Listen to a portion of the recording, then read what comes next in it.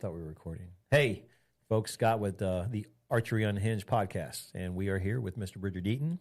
Howdy. And Jason Tomansky. And we've been talking for like a half an hour about stuff we should have put on this stupid podcast. Dumb. Jason's like, hey, we need to start recording. Get it over with. Yeah. Well, we're on there now. All right. Anyways, we were just talking about London, Kentucky. I just got back, and I will say this, that for the outdoor 3D, London, the city pulled out all the stops.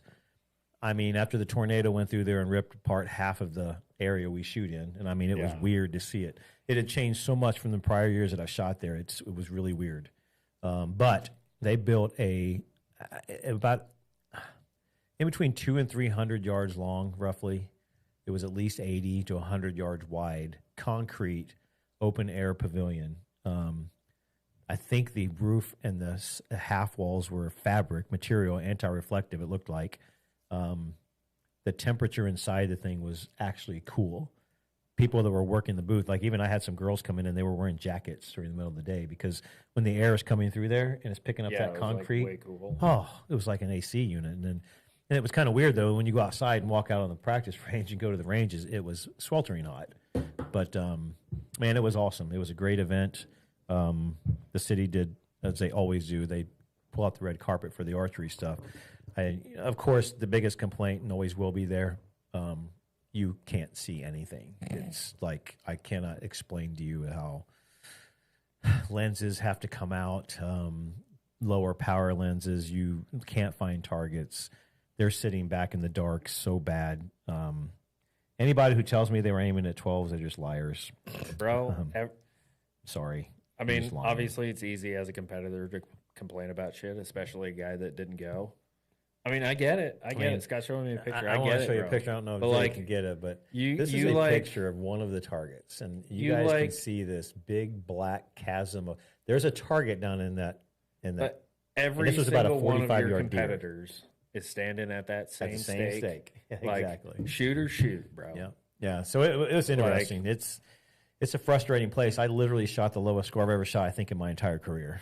And there's no excuses. I just shot like crap. I'm actually judging on those hills in that darkness, too, standing in the light, is challenging and not being from that area. I misjudged 4 targets. It cost me basically 10, 20, 30, 40 points. I mean, that's a killer. You 3D guys talking about hills after I went and shot. I mean, Reading, which isn't, like, it's a field course. Like, it's not the most technical one out there, but there are challenging shots and break the barriers. Like, which I would say, having not shot like a Pro Series or like USA Field, which they're doing this weekend or this week, it's like one of the most technical courses I've ever shot. Break the barriers? Yeah. Like, it was a ball. Was it more technical than Reading? Yes, just slightly. Like, I mean, it was also like smaller dots. You're aiming at IBO 12s basically. Right. And so, I mean, it's a smaller target, but there was definitely more angles, more side hills.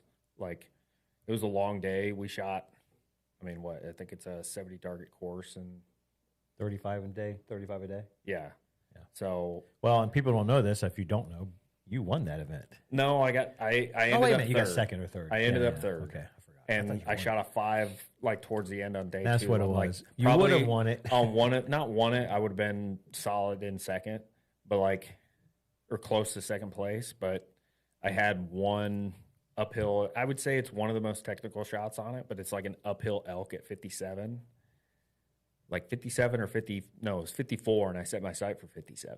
Oh. And I like triple checked it and still misset it by 5 yards.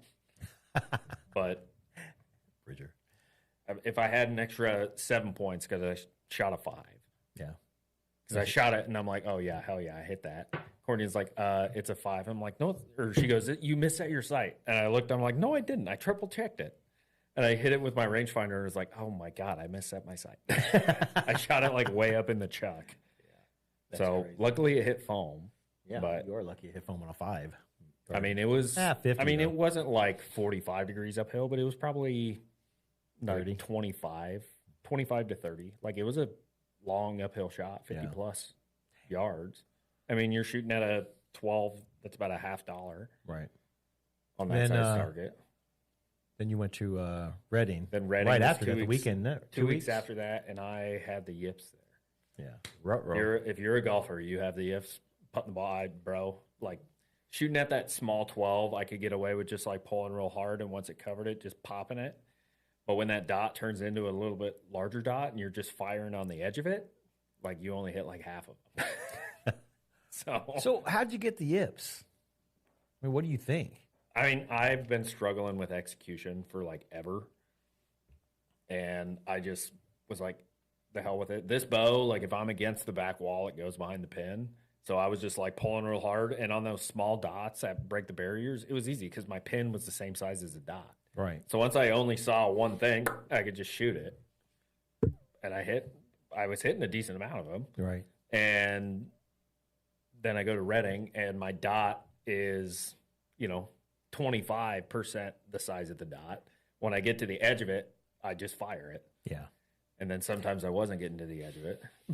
That sucks. So you're basically doing the same thing that I was doing. Like, ooh, I'm coming down. There's yellow. Let me stop right there. All right, cool. Now I've got my finger on the trigger. Oh, shit, it's going down. Yeah. Yeah, you're just not committed to putting the pin in the middle. Yeah. Yeah. Like for me, it's always been it's there. I'm not going to hold it there long enough to execute the shot that I need to make it hit there. Right. And so I just get like that little anticipation of like, well, it's there, better go. Yeah. Yeah. And sometimes you get to the point where it's there, better go, turns into it's not quite there, but I should start hitting it before it gets there. So It's going to get there eventually. It's going to get there eventually. and I care to say that this is probably a common issue that our listeners are probably have went through. So I guess my question is, what have you been doing in the last 3 or 4 weeks working on to get past those yips? Just aiming drills. So like forcing myself to like shoot a good shot. I'll take and shoot it like pieces of electric tape on a piece of cardboard. So like even I'll color in black dots with a Sharpie and just shoot them at 20 yards. And just trying to maintain your pin in that. Just focus on executing good shots and letting that thing bounce around. Yeah, and just getting better at aiming. Like my shot has always been an aim. My aim has always been tied to my execution. 100%. If it's aiming good, you're on shot. fire. Yeah. If I'm aiming good, like I'm totally comfortable pushing through the shot the way that I want to. Right. And it's just getting comfortable seeing the amount of aim bounce that I have and still firing the shot the way that I need to. Right. Right. So it's just getting used to seeing the movement. Yeah. But that's being comfortable with the movement. Yeah. And executing a shot after you get there. Yeah. And also, like, I played with my stabilizers a bunch. So I've gone back to, honestly, the way I shot my bows when I won the World Cup. Like, I was a lot more front heavy. Not like crazy. Back then, I was shooting like damn near 20 ounces on the front bar. Yeah. Too old for that shit now. But I have I'm at like 16 or 18 on the back and 14 to 15. I'll play with 1/3 ounce weights. Gotcha. But not quite 1-to-1. But if I just like hold my bow and let it just fall in my hand, it's like almost to 45 degrees. Right. But it forces me to hold into the back more. Well, I was going to say, you got to be pulling pretty hard in the backside to keep it up.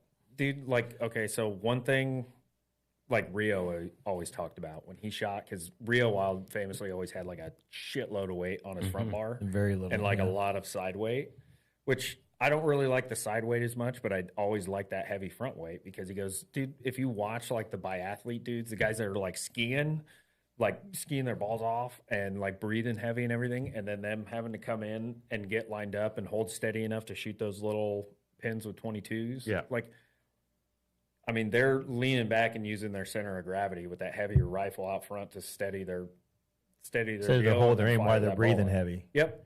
So like, why not do the same thing? You're a seesaw. Like, if I want to pull hard to keep everything back here, like, what's 15 to 25 pounds depending on your style for holding weight. Right. I'm holding like between 14 and a half and 15.